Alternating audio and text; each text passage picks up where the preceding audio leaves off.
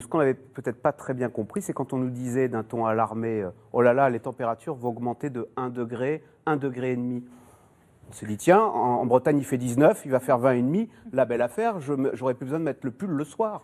Oui, alors je pense que peut-être à l'époque, on ne s'est pas exprimé suffisamment clairement en expliquant qu'un réchauffement à plus 2, plus 3 ou plus 4 degrés à la fin du siècle, c'est une anomalie de température par rapport à la période pré-industrielle et on compare une vingtaine, une trentaine d'années, une moyenne sur 20 ans, 30 ans à la fin du 21e siècle et une moyenne sur 20 ans, 30 ans à la fin du 20e siècle.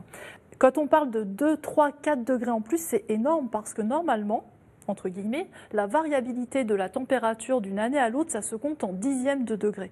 Donc quand on parle de 1 degré en plus, 2 degrés en plus, 3 degrés en plus, c'est 10, 20, 30 fois plus. Donc c'est vraiment absolument énorme. Le rapport du GIEC qui était sorti sur qu'est-ce que serait un monde à 1,5 degré montrait très bien qu'entre 1,5 degré de plus et 2 degrés de plus par rapport à la période pré-industrielle, c'est déjà deux mondes complètement différents. Et quand on sait qu'on est sur des trajectoires qui nous emmènent aux alentours de plus 3 degrés à la fin du 21e siècle, ça devient très très différent. Alors, d'une part, on en est au niveau global 2020 et une des 3 années les plus chaudes qu'on ait jamais enregistrées avec une anomalie de température de 1,2 degré, donc on est quasiment 1,5 degré.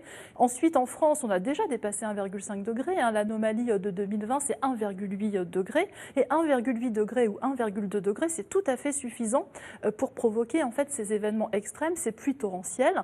L'exemple que j'aime bien prendre, c'est qu'à chaque fois que la température de l'atmosphère augmente de 1 degré, elle peut stocker 7% en plus de vapeur d'eau. Donc la vapeur d'eau, vous ne la voyez pas, c'est un gaz. Par contre, quand cet air chaud et humide rencontre des anomalies de température froide, comme il s'est passé pour l'Allemagne, on avait de l'air froid en haute altitude, il y a eu une confrontation de masse d'air et toute l'eau qui était dans l'atmosphère a pu retomber.